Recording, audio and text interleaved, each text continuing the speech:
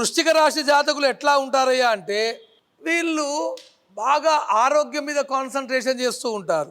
ఏ చిన్న అనారోగ్యమైనా దాన్ని భూతత్వంలో పెట్టి చూస్తారు. బాగా కొద్దిగా మాటలు వాడిగా కఠినంగా ఉంటాయి.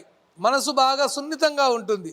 స్నేహితులకు విపరీతమైనటువంటి ప్రేమనిస్తారు.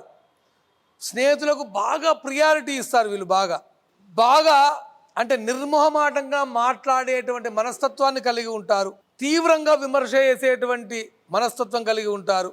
ధైర్యం పాలు బాగా ఎక్కువై ఉంటారు. మానసికంగా బాగా గట్టితనాన్ని కలిగి ఉంటారు.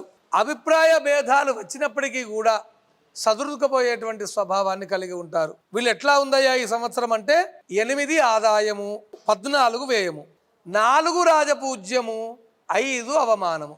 7వ స్థానంలో గురు సంచారం మే 2వ తారీఖు నుంచి ఆరంభమవుతుంది. శ్రద్ధగా వినండి దయచేసి వృశ్చిక రాశి జాతకులు. మే 2వ తారీఖు నుండి గురు సంచారము 7వ స్థానంలోకి వచ్చేస్తుంది. మీకు సంవత్సరం మొత్తము కూడా కేతు 11ంట ఉంటాడు. 5వ స్థానంలో రాహు ఉంటాడు. 4వ స్థానంలో శని ఉంటాడు. ఉండడం మూలకంగా ఎట్లా ఉందయ్యా ఈ సంవత్సరం మీకు అంటే రావాల్సినటువంటి డబ్బులు చేతికి వస్తాయి. నూతన వ్యాపారాలు చేసేటువంటి వారికి సక్సెస్ ఉంటుంది.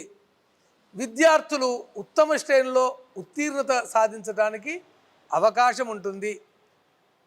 గృహయోగము కావలసినటువంటి వాళ్ళకు గృహయోగము ఉంటుంది. వివాహము కానిటువంటి అవివాహితులు ఎవరైతే ఉన్నారో వారికి వివాహము కావాల్సినటువంటి అవకాశము మెండుగా ఉన్నాయి. కొత్త ప్రయత్నాలు ఏమైనా మీరు ఆరంభం చేయాలి అనుకున్నట్టయితే తప్పకుండా ఆరంభం చేయండి. అయితే కొద్దిగా శని మీకు 4వ స్థానంలో ఉండటం మూలకంగా కొద్దిగా జాగ్రత్తగా ఉండండి. శని మైనస్లో ఉన్నాడు కదా 4వ స్థానంలో. ఈ వ్యర్థమైనటువంటి సంచారము, మానసికమైనటువంటి ఆందోళనలతో మీరు ఉండడము, తర్వాత నమ్మిన వారు మనల్ని మోసం చేయడము ఇత్యాదులు మనకు కావడానికి ఇన్వెస్ట్మెంట్ లాస్ కావటము, అవకాశాలు శని చేయటంలో బాగా నేర్పరి. అందుకోసం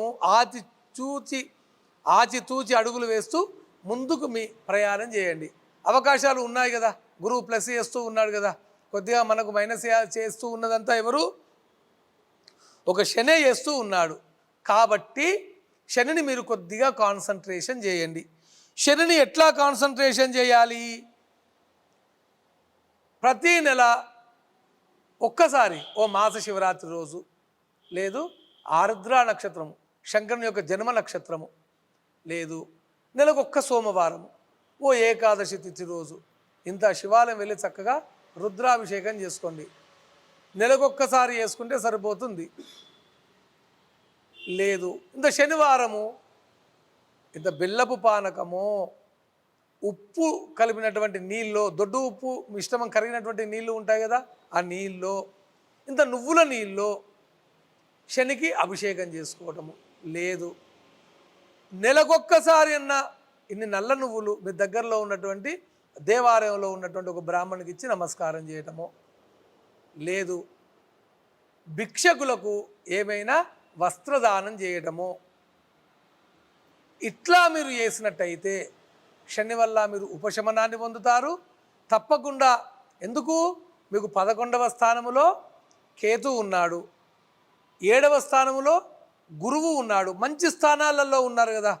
మనం ఆ సక్సెస్ను పొందాలి అంటే మనం ఈ చిన్న స్పీడ్ బ్రేకర్లు మనం దాటినట్టయితే, శనికి సంబంధించినటువంటి ఈ మార్గాలను మనం కొద్దిగా కష్టాలను కొద్దిగా మనం దాటినట్టయితే, ఇప్పుడు నేను చెప్పినటువంటి ఉపశమన మార్గాలను మీరు కొద్దిగా తీసుకొని, ఇంత చిన్న పనులు మనం చేసేటి 2 నిమిషాలు దగ్గరలో ఉన్నటువంటి దేవాలయంలోకి వెళ్ళి ఇంత శివ దర్శనం చేసుకొని శంకరునికి నీళ్ళు వస్తే సరిపోతుంది.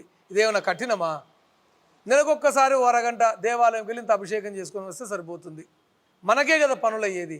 దానిలో మీరు జాగ్రత్త వహించినట్టయితే దానిలో సక్సెస్ పొందుతారు. ఎందుకు? మీకు 41% సక్సెస్ రేషియో ఉంది. శని కాన్సన్ట్రేషన్ చేస్తూ ఉన్నాడు. ఆ ఒక్క శని కాన్సన్ట్రేషన్ను శనిని మీరు కాన్సన్ట్రేషన్ చేసినట్టయితే ఆ 41% కల్లా 100% మీకు రూపాంతరం చెందుతుంది. దానిలో ఎటువంటి సందేహం లేదు.